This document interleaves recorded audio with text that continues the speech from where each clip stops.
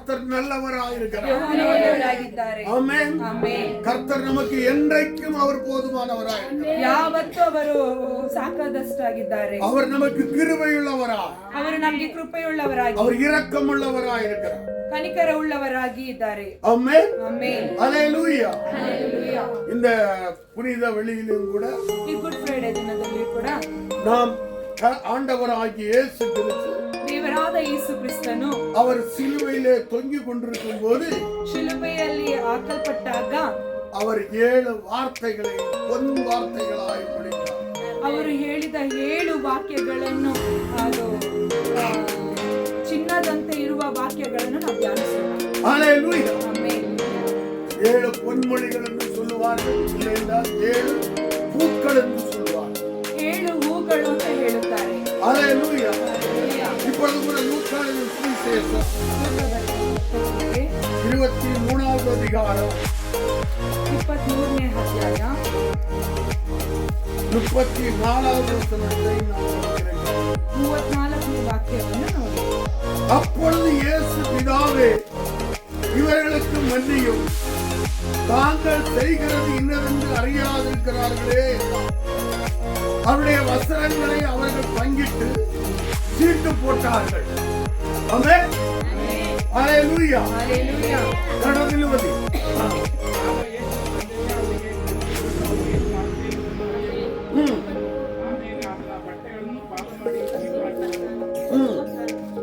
இங்கிலீஷ்ல படிப்பா. யார் படிக்கிறீங்க? Then Jesus said, Father, forgive them, for they do not know what they do. And they divided his garment and cast lots. Hallelujah. Hallelujah. இங்க நாம் பார்க்கிறோம், ಇಲ್ಲಿ ನಾವು ನೋಡಲಿದ್ದೇವೆ, ஆண்டவராகிய இயேசு கிறிஸ்து ದೇವರಾದ ಯೇಸು ಕ್ರಿಸ್ತನು அந்த கல்வாரி சிலுவையிலே ಆ ಕಲ್ವಾರಿ ಶಿಲುಬೆಯಲ್ಲಿ அவர் தொங்கிக் கொண்டிருக்கும் போது ಹಾಕಲ್ಪಟ್ಟಾಗ அவர் முதல் வார்த்தை, ಅವರು ಹೇಳಿದ ಪ್ರಥಮ ವಾಕ್ಯವನ್ನು ஹல்லேலூயா. இன்னைக்கு நம்ம பார்க்கிறோம், ನಾವಿವತ್ತು ನೋಡುತ್ತೇವಲ್ಲ, அதாவது முதல் மந்திரிகள் சீட்ல ஏறினவுடனே முதலாவது கையெழுத்து இதை போடுறாங்க. ಮಂತ್ರಿಯವರು ಅವರು ಸೀಟಲ್ಲಿದ್ದಾಗ ಇದನ್ನೇ ನಾನು ಮತ್ತೆ ಮೊದಲು ಮಾಡುತ್ತೇನೆ, ಸಹಿಯಾಗಿ ಮಾಡಿ. ஹல்லேலூயா. அதுபோல ಅದೇ ರೀತಿಯಾಗಿ ஆண்டவராகிய இயேசு கிறிஸ்து ದೇವರಾದ ಯೇಸು ಕ್ರಿಸ್ತನು அவர் சிலுவையிலே முடிந்த அந்த முதலாம் வார்த்தை, ಆ ಪ್ರಥಮ ವಾಕ್ಯವು ದೇವರು ಶಿಲುಬೆಯಲ್ಲಿ ಹಾಕಲ್ಪಟ್ಟಾಗ அவர் என்ன சொல்லுகிறார்? ಅವರೇನ್ ಹೇಳುತ್ತಾರೆ? பிதாவே, ತಂದೆಯೇ, இவர்களுக்கு மன்னியோ. ಅವರಿಗೆ ಕ್ಷಮಿಸು. ஹல்லேலூயா. ಹಲ್ಲೆಲೂಯಾ. ஹல்லேலூயா. ಹಲ್ಲೆಲೂಯಾ. பிதாவே, ತಂದೆಯೇ, இவர்களுக்கு மன்னியோ. ಅವರಿಗೆ ಕ್ಷಮಿಸು. இவர்கள் என்று சொன்னா ಅವರಿಗೆ ಅಂತ ಹೇಳುವಾಗ அவர்கள் யார்? ಅವರು ಅಂದ್ರೆ ಯಾರು? ஆமென். ಆಮೆನ್. அதை நாம் இன்றைக்கு அறிந்து கொள்ள போகிறோம். ಅದನ್ನು ನಾವು ಇವತ್ತು ಅರಿಯಲಿದ್ದೇವೆ. ஆமென். ಆಮೆನ್. ஹல்லேலூயா. ಹಲ್ಲೆಲೂಯಾ. லூக்காவின் சுவிசேஷம் ಲೂಕನು ಬರ್ತಿರೋ ಪತ್ರಿಕೆ 22வது அதிகாரம் 22ನೇ ಅಧ್ಯಾಯ அதிலே 63வது வசனத்தை படிப்போம். 63ನೇ ವಾಕ್ಯವನ್ನು ನಾವು ನೋಡೋಣ. இயேசுவை பிடித்துக் கொண்ட மனுஷர் அவரை பரியாசம் பண்ணி அடித்து அவருடைய கண்களை கட்டி அவருடைய முகத்தில் அறைந்து, உன்னை அடித்தவன் யார்? அதை ஞான திருஷ்டியினால் சொல் என்று அவரை கேட்டதும் என்று மற்றும் அநேக தூசண வார்த்தைகளையும் அவருக்கு விரோதமாக சொன்னார்கள். அல்லேலூயா. ஒன்றை அறிந்து கொள்ள வேண்டும், ಒಂದನ್ನು ತಿಳಿದುಕೊಳ್ಳಬೇಕು. ஆண்டவர் யாரை மன்னிக்கிறார்? ದೇವರು ಯಾರನ್ನು ಕ್ಷಮಿಸುತ್ತಾರೆ? யார் தண்டனைக்கு குறியாயிருக்கிறார்களோ ಯಾರು ದಂಡನೆಗೆ ಒಳಗಾಗಿದ್ದಾರೋ அவர்களுக்கு அவர் மன்னிப்பை வழங்குகிறார். ಅವರಿಗೆ ಅವರು ಕ್ಷಮಾಪಣೆಯನ್ನು ಕೊಡುತ್ತಾರೆ. அல்லேலூயா. ಹಲ್ಲೆಲೂಯಾ. இங்கே பார்க்கிறோம், ಇಲ್ಲಿ ನಾವು ನೋಡುತ್ತೇವೆ, அவரை பரியாசம் பண்ணினவர்கள். ಅವರನ್ನು ಅಸಹ್ಯ ಮಾಡುತ್ತಾ. அல்லேலூயா. அல்லேலூயா. அப்ப பரியாசம் பண்ணுனா ಹಾಸ್ಯ ಮಾಡುತ್ತಾರೆ அவர்களுக்கு தண்டனை உண்டுமா? ಅವರಿಗೆ ದಂಡನೆ ಉಂಟಾ? வேதம் சொல்லுகிறதா? ಸತ್ಯವೇದವು ಹೇಳುತ್ತದಾ? படிப்போம். நீதிமொழிகளின் புத்தகம் ಜ್ಞಾನೋಕ್ತಿಗಳು 19வது அதிகாரம் 19ನೇ ಅಧ್ಯಾಯ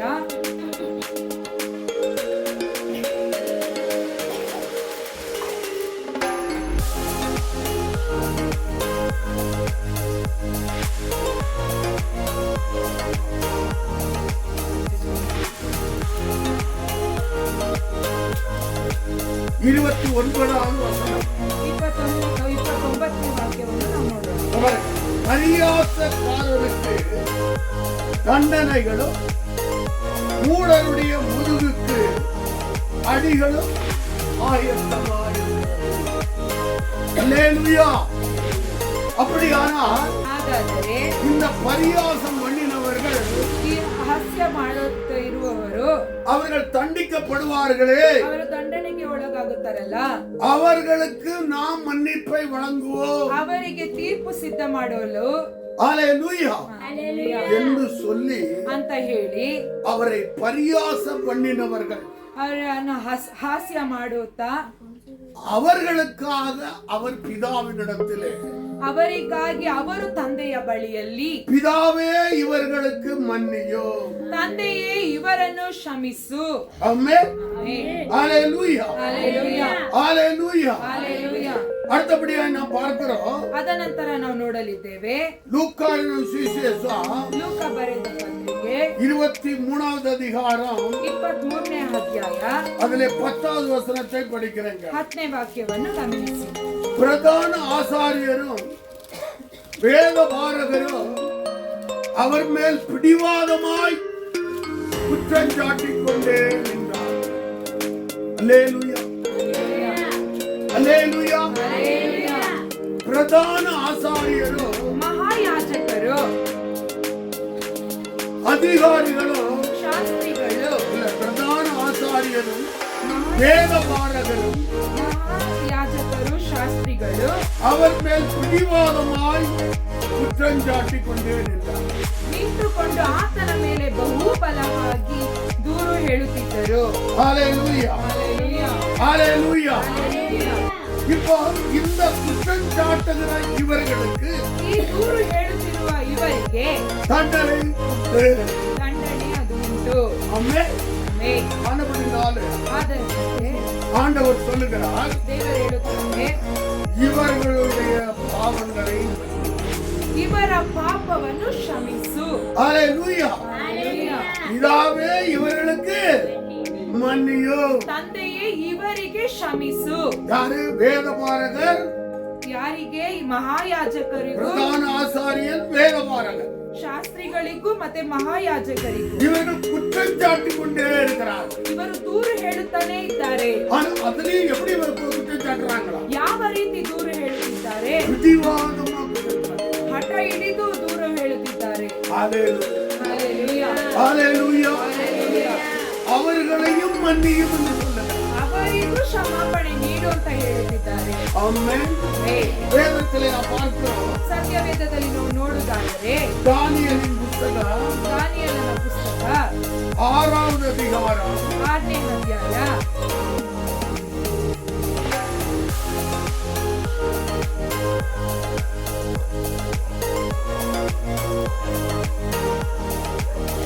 24வது வசனத்தை படிக்கிறோம். 24ನೇ ವಾಕ್ಯವನ್ನು ಗಮನಿಸಿ. தானியேலின் மேல் குற்றம் சாட்டின மனுஷரையோ வந்தார். ராஜா கொண்டு வர சொன்னான். அவர்களையும் அவர்கள் குமாரரையும் அவர்கள் மனைவிகளையும் சிங்கங்களின் கெபியிலே போட்டார்கள். அவர்கள் கெபியின் அடியிலே சேரும் முன்னே சிங்கங்கள் அவர்கள் மேல் பாய்ந்து அவர்கள் எலும்புகளை எல்லாம் நொறுக்கி போட்டது. ஆமென். இங்கே என்ன நடக்கிறது? ಇಲ್ಲಿ ಏನ್ ನಡೆಯುತ್ತಿದೆ? தானியேலின் மேல் குற்றம் சாட்டின அந்த மனுஷரையோ என்றால், ದಾನಿಯೇಲನ ಮೇಲೆ ಹಾಕಿ ಚಾಡಿ ಹೇಳಿದ ಆ ಮನುಷ್ಯರಿಗೆ எங்க போட சொன்னாங்க? ಎಲ್ಲಿ ಹಾಕಲು ಹೇಳಿದ್ದಾರೆ? சிங்க கவியிலே போட்டார். ಸಿಂಹದ ಗವಿಯಲ್ಲಿ ಹಾಕಲು ಹೇಳಿದ್ದಾರೆ. அல்லேலூயா. ಆಮೆನ್. இந்த கவிக்குள்ள அவர்கள் போகிறதுக்கு முன்பாகவே ಸಿಂಹ ಗೆವಿಗಳಿಗೆ ಹೋಗುವ ಮುಂಚಿತವಾಗಿ, அடியில போய் சேர்றதுக்கு முன்னாடியே ಅಲ್ಲಿ ಹೋಗಿ ಸೇರುವ ಮುನ್ನವೇ சிங்கங்கள் அவர்கள் மேல் பாய்ந்து அவர்கள் எலும்புகளை எல்லாம் நொறுக்கி போட்டது. ಸಿಂಹವು ಅವರ ಮೇಲೆ ಆವರಿಸಿ ಅವರ ಎಲುಬುಗಳೆಲ್ಲ ಚಲಿಬಿಲಿ ಮಾಡಿತು. ஆமென். அப்ப இங்கேயும் நாம் பார்க்கிறோம், ಇಲ್ಲಿ ನಾವು ನೋಡಲಿದ್ದೇವೆ, குற்றம் சாட்டின மனுஷர்கள் தண்டனைக்கு குறியாவார்கள். ತೀರ್ಪು ಹೇಳಿದ ಮನುಷ್ಯರು ದಂಡನೆಗೆ ಗುರಿಯಾದರು. ஆமென். அவர்களுக்காக ಅವರಿಗಾಗಿ இவர்களை மன்னியோ, ಇವರನ್ನು ಕ್ಷಮಿಸು. இதாவே ತಂದೆಯೇ, இவர்களுக்கு மன்னியோ. ಅವರಿಗೆ ಕ್ಷಮಿಸು. அல்லேலூயா. ಹಲ್ಲೆಲೂಯಾ. அல்லேலூயா. ಹಲ್ಲೆಲೂಯಾ. அடுத்தபடியாக நாம் பார்க்கிறோம், ಅದನಂತರ ನಾವು ನೋಡಲಿದ್ದೇವೆ லூக்காவின் சுவிசேஷம் ಲೂಕನ ಬರೆದ ಪತ್ರಿಕೆ 23வது அதிகாரம் 23ನೇ ಅಧ್ಯಾಯ அதுல 25வது வசனத்தை 25ನೇ ವಾಕ್ಯವನ್ನು ನಾವು ನೋಡೋಣ. கலகத்தின் நிமித்தமும் கொலைபாதகத்தின் நிமித்தமும் காவலில் போடப்பட்டிருந்தவனை அவர்கள் கேட்டுக்கொண்டபடியே விடுதலையாக்கி இயேசுவையோ அவர்கள் இஷ்டத்துக்கு ஒப்பு கொடுத்தார். யாரு? ಯಾರು? பிலாத்து என்பவன். ಪಿಲಾತು ಅನ್ನುವನು. இங்கே நாம் பார்க்கிறோம், ಇಲ್ಲಿ ನಾವು ನೋಡಲಿದ್ದೇವೆ, அதாவது நீதிக்கு புறம்பாக நீதிக்கு புறம்பாக ನೀತಿಗೆ ಮೇಲ್ಕೊಂಡು கடவுள் விரோதமாக ನನಗೆ ಕೆಳಗಲ ನಿಮಿತ್ತವಾಗಿ ஆ, ஆ, ஆ. ஆமென். பாருங்க, காவலில் போடப்பட்டவன் எப்படிப்பட்டவனா? ಆ ಕಾವಲಿ ಹಾಕಲ್ಪಟ್ಟವನು ಯಾವ ರೀತಿ ಉಳ್ಳವನು? கொலைபாதகன். ತಂದೆ ಕೊಲೆಗಾರನು. அவனை விடுதலையாக்கி விட்டு ಅವನಿಗೆ ಬಿಡುಗಡೆ ಕೊಟ್ಟು எந்த குற்றமும் செய்யாத ಯಾವುದೇ ಒಂದು ತಪ್ಪು ಹೋರಿಸಲ್ಲದೆ இந்த ஆண்டவராகிய இயேசுவையோ ದೇವರಾದ ಯೇಸು ಕ್ರಿಸ್ತನು அவர்கள் இஷ்டத்துக்கு ஒப்பு கொடுத்தான். ಅವರ ಚಿತ್ತಾನುಸಾರವಾಗಿ ಒಪ್ಪಿಸಿಕೊಟ್ಟರು. இது அநியாயமான தீர்ப்பு கொடுத்த பிலாத்து. ಅನ್ಯಾಯವಾಗಿ ತೀರ್ಪು ಕೊಡಿಸಿದ ಒಂದು ಪಿಲಾತನು. ஆமென். ಆಮೆನ್. அல்லேலூயா. ಹಲ್ಲೆಲೂಯಾ. அவனுக்கும் தண்டனை காத்திருக்கிறது. ಅವನಿಗೂ ದಂಡನೆಗೊಳಗಾದನು. ஆனபடினாலே ಆದ್ದರಿಂದ ஆண்டவர் இயேசு சொல்லுகிறார், ದೇವರಾದ ಯೇಸು ಕ್ರಿಸ್ತನು ಹೇಳುತ್ತಾರೆ, பிதாவே ತಂದೆಯೇ, இவர்களுக்கு மன்னியும், ಇವರಿಗೆ ಕ್ಷಮಾಪಣೆ. பிலாத்துவையும் மன்னியும். ಪಿಲಾತನು ಮನ್ನಿಸು. அநியாயமாய் தீர்ப்பு கொடுத்த ಅನ್ಯಾಯವಾಗಿ ತೀರ್ಪು ಹರಿಸಿದ அந்த பிலாத்துவையும் மன்னியும். ಆ ಪಿಲಾತನನ್ನು ಕ್ಷಮಿಸು. ஆமென். ಆಮೆನ್. அல்லேலூயா. ಹಲ್ಲೆಲೂಯಾ.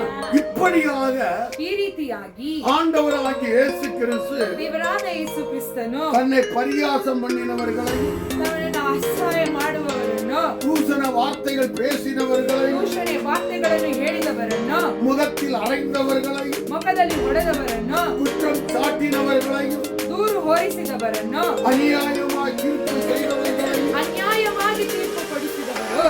அடுத்தபடியாக ಅದನಂತರ லூக்காவின் சுவிசேஷம் ಲೂಕನ ಬರೆದ ಪತ್ರಿಕೆ 23வது அதிகாரம் 23ನೇ ಅಧ್ಯಾಯ 33வது வசனத்தை படிப்போம்.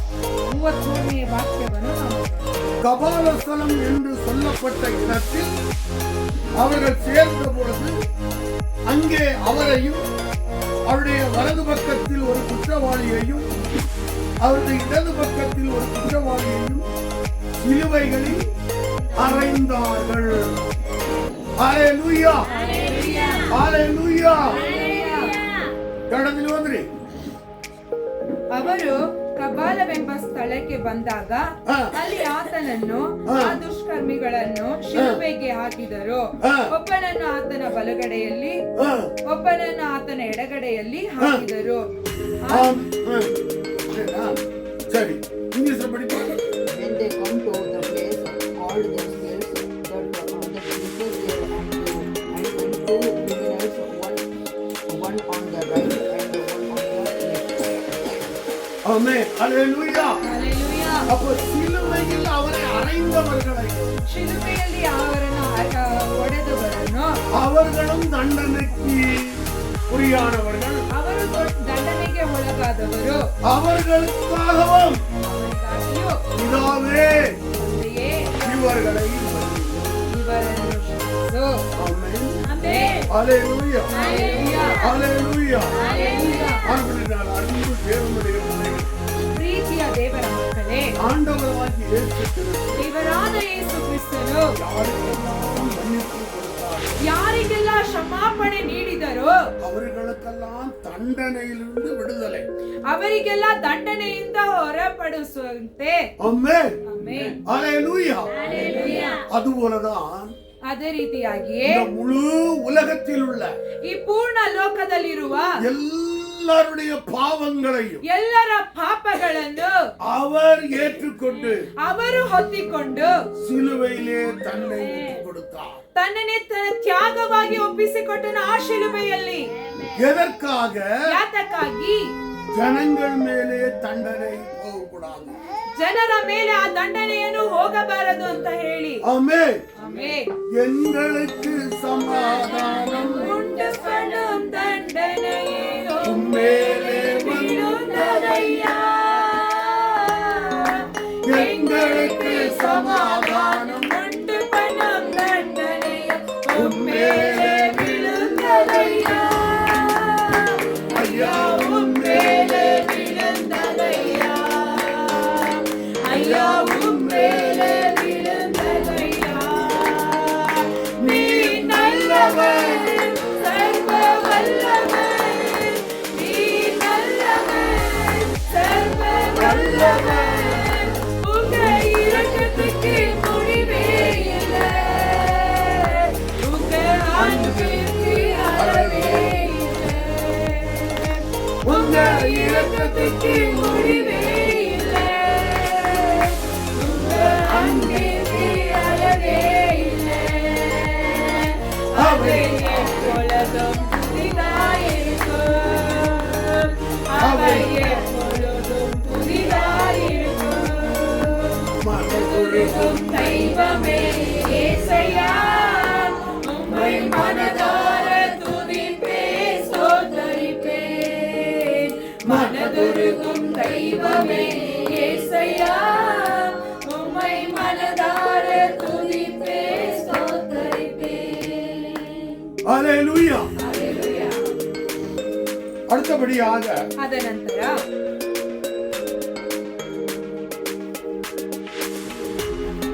லூக்கான சுவிசேஷம் ಲೂಕನ ಬರೆದ ಪತ್ರಿಕೆ 17வது அதிகாரம் 17ನೇ ಅಧ್ಯಾಯ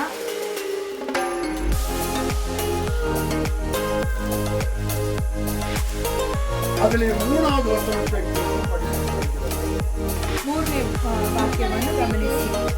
ஆ, ஆ, ஆ, ஆ. கடிந்து கொள். ஆ, அவனுக்கு மன்னிப்பாயாக. ஹல்லேலூயா. ஆண்டவர் இயேசு அவரை குறித்து சொல்லிவிட்டார். ದೇವರಾದ ಯೇಸು ಕ್ರಿಸ್ತನು ಅವರ ಬಗ್ಗೆ ಹೇಳಿದ್ದಾರೆ. இப்பொழுது உங்களை குறித்து இந்த வசனம் வருகிறது. ಇವಾಗ ನಿಮ್ಮನ್ನು ಕುರಿತಾಗಿ ಈ ವಚನವು ಬರುತ್ತಿದೆ. என்ன சொல்லுகிறார்? ಏನಂತ ಹೇಳುತ್ತಿದ್ದಾರೆ? உங்களை குறித்து எச்சரிக்கையாயிருங்கள். ನಿಮ್ಮ ವಿಷಯದಲ್ಲಿ ಎಚ್ಚರಿಕೆಯಾಗಿರಿ. உன் சகோதரன் உனக்கு விரோதமாய் குற்றம் செய்தால் ನಿನ್ನ ಸಹೋದರನು ತಪ್ಪು ಮಾಡಿದರೆ அவனை கடிந்துகள். ಅವನನ್ನು ಗದರಿಸು. அவன் மனஸ்தாபப்பட்டால் ಅವನು ಪಶ್ಚಾತ್ತಾಪ ಪಟ್ಟರೆ அவனுக்கு மன்னிப்பாயாக. ಅವನ ತಪ್ಪನ್ನು ಕ್ಷಮಿಸು ಬಿಡು. ஆமென். ಕನ್ನಡದಲ್ಲಿ ಓದ್ರಿ. ಆ, ನಿಮ್ಮ ವಿಷಯದಲ್ಲಿ ಎಚ್ಚರಿಕೆಯಾಗಿರಿ. ಹಾ. ನಿನ್ನ ಸಹೋದರನು ತಪ್ಪು ಮಾಡಿದರೆ ಅವನನ್ನು ಗದರಿಸು. ಅವನು ಪಶ್ಚಾತ್ತಾಪ ಪಟ್ಟರೆ ಅವನ ತಪ್ಪನ್ನು ಕ್ಷಮಿಸಿಬಿಡು. ஆமென். ಆಮೆನ್. ஹல்லேலூயா. ಹಲ್ಲೆಲೂಯಾ. அப்ப நம்முடைய வாழ்க்கையிலே ಆದರೆ ನಮ್ಮ ಜೀವನದಲ್ಲಿ நாம் மற்றவர்களை மன்னிக்கிறவர்களாக இருக்கிறோம். ನಾವು ಬೇರೆಯವರನ್ನು ಮನ್ನಿಸುವವರಾಗಿರಬೇಕು. ஹல்லேலூயா. ಹಲ್ಲೆಲೂಯಾ. அதாவது மன்னிப்பு என்கிற காரியம் ಕ್ಷಮಾಪಣೆ ಎನ್ನುವ ಒಂದು ಕಾರ್ಯವು அது சமாதானத்தை கொண்டு வருகிறது. ಅದು ಸಮಾಧಾನವನ್ನು ಉಂಟು ಮಾಡುತ್ತದೆ. அது தண்டனையை அகற்றி விடுகிறது. ದಂಡನೆಯನ್ನು ಹೊರಗಾಕುತ್ತದೆ. இன்னும் சொல்ல போனால் ಇನ್ನು ಹೇಳಬಹುದೇ, அதாவது அன்பு என்று அந்த கட்டினால் அவர் கட்டப்படுகிறார். ಪ್ರೀತಿ ಅನ್ನುವ ಒಂದು ಕಟ್ಟಡದಿಂದ ಅವರು ಕಟ್ಟಲ್ಪಡುತ್ತಾರೆ. ஹalleluya, ಹಲ್ಲೆಲೂಯಾ, ஹalleluya. ಹಲ್ಲೆಲೂಯಾ.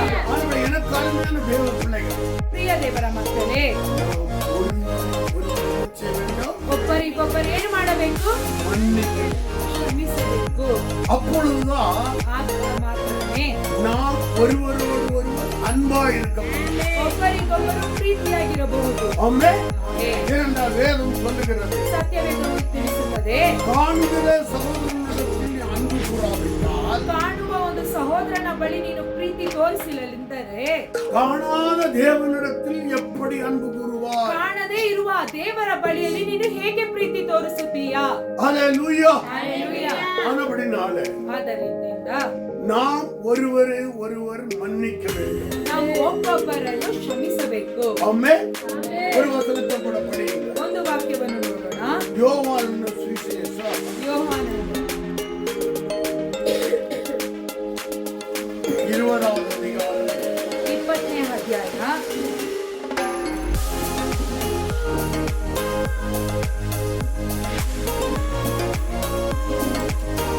முன்னாடி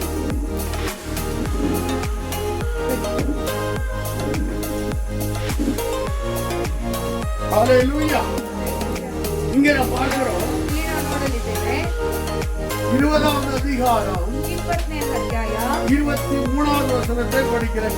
23ನೇ ವಾಕ್ಯವನ್ನು ಗಮನಿಸಿ. எவர் 22 படிக்கிறேன். 22ರಿಂದ ಓದ್ತೀನಿ. அவர்கள் மேல் ஊதி பரிசுத்த ஆவியை பெற்றுக் கொள்ளுங்கள்.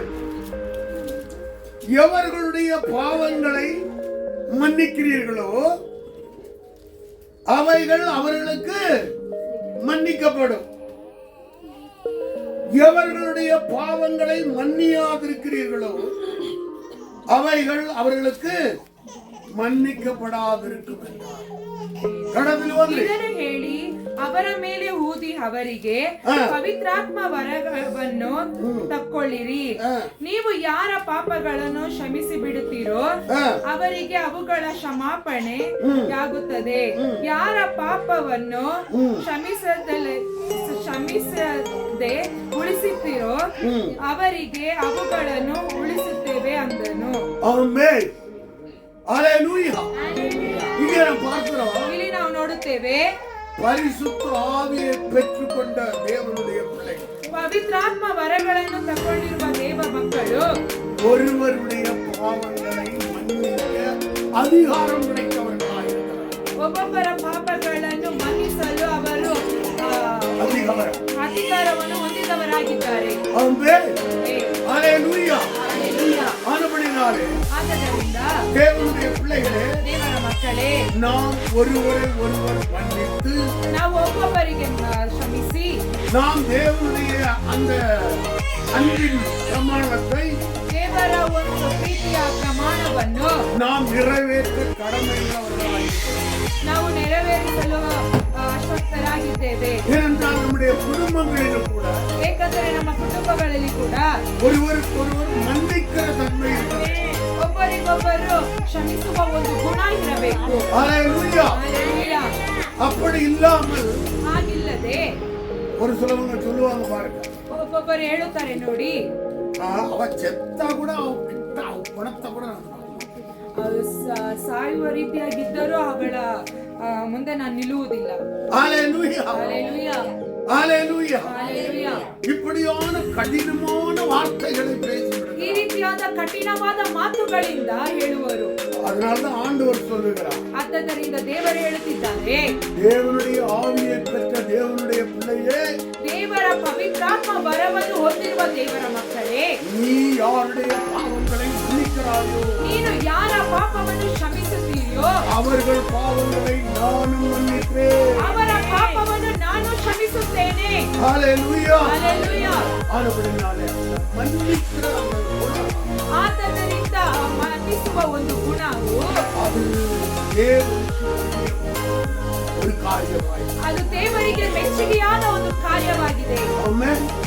ஆனபடியால் அந்த குணம் இதுவரையிலும் இல்லாதவர்கள் ಆ ಗುಣವು ಇದುವರೆಗೂ ಯಾರಿಗೆ ಇಲ್ಲವೋ அவர்கள் அந்த குணத்திலே வாழும் ಅವರು ಈ ಗುಣದಲ್ಲಿ ಬಾಳುವಂತೆ ஆண்டவராகிய இயேசுவின் நாமத்தினாலே ದೇವರಾದ ಯೇಸು ಕ್ರಿಸ್ತನ ನಾಮದಲ್ಲಿ அன்பாய் கேட்டுக்கொள்கிறேன். ಪ್ರೀತಿಯಿಂದ ಕೇಳಿಕೊಳ್ಳುತ್ತೇನೆ. ஆமென். ಆಮೆನ್. ஹல்லேலூயா. ஹல்லேலೂಯಾ. அதனால்தான் ஆண்டவர் இயேசு ದೇವರಾದ ಯೇಸು ಕ್ರಿಸ್ತನು யாரும் தண்டிக்கப்படக்கூடாது, ಯಾರು ದಂಡನೆಗೆ ಒಳಗಾಗಬಾರದೆಂದು பிதாவே ತಂದೆಯೇ இவர்களுக்கு மன்னியோ, ಅವರಿಗೆ ಕ್ಷಮಿಸು.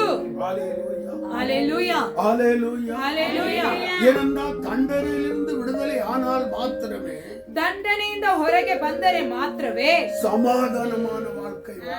ಸಮಾಧಾನದ ಒಂದು ಜೀವನ ಬಾಳಬಹುದು. ஆமென். ಆಮೆನ್. ஹல்லேலூயா. ஹalleluya. அதனால்தான் வேதம் பார்க்கிறோம், நமக்கு சமாதானத்தை உண்டு பண்ணும் ஆக்கினை அவர் மேல் வந்தது.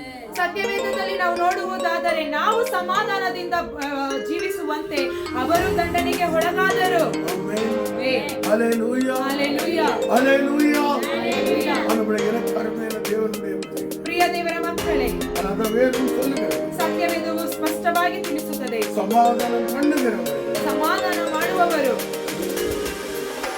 ದೇವರ ಮಕ್ಕಳು. ஆமென். ಆಮೆನ್. அப்படியா மன்னிக்கிறவர்கள் ಕ್ಷಮಿಸುವವರು ಅವರು ದೇವರ ಮಕ್ಕಳು. ஆமென். ಆಮೆನ್. நமக்கு எல்லாம் தெரிந்த பிரகாரமாக ನಮಗೆ ಎಲ್ಲವೂ ತಿಳಿದ ಪ್ರಕಾರವಾಗಿ ಒರಿಸ್ಸಾದಲ್ಲಿ கிரகாம்ஸ்டன் என்கிற தேவனுடைய ஊழியர் ಬ್ರಹ್ಮಾಂಸನ್ ಅಂತ ಹೇಳುವ ದೇವರ ಸೇವಕರು அவருடைய 2 ஆண் பிள்ளைகளோடு கூட ಅವರ 2 ಗಂಡು ಮಕ್ಕಳೊಂದಿಗೆ அங்கே ஊழியம் செய்து கொண்டு குஷ்டரோகிகள் மத்தியிலே ஊழியம் செய்து கொண்டு ಕುಷ್ಠರೋಗಿಗಳ ಮಧ್ಯದಲ್ಲಿ ಸೇವೆಯನ್ನು ಮಾಡುತ್ತಾ அவர்கள் ஜீப்பில் போய் தூங்கிக் கொண்டிருக்கும் போது ಅವರು ಜೀಪ್ ವಾಹನದಲ್ಲಿ ನಿದ್ದೆ ಮಾಡುವಾಗ அந்த துஷ்கிருமிகள் எல்லாம் வந்து ಆ ದುಷ್ಕರ್ಮಿಗಳೆಲ್ಲ ಬಂದು அந்த ஜீப்பை என்ன செய்து விட்டார்கள், ಆ ಜೀಪನ್ ಏನ್ ಮಾಡಿದರು, கொளுத்தி விட்டார்கள். ಬೆಂಕಿಯಿಂದ ಆರಿಸಿದರು. அது நிமித்தமாக ಅದರ ನಿಮಿತ್ತವಾಗಿ கிரகாம்ஸ்டனும் ಬ್ರಹ್ಮಾಂಸನು அவருடைய 2 ஆண் பிள்ளைகளும் 2 ಗಂಡು ಮಕ್ಕಳು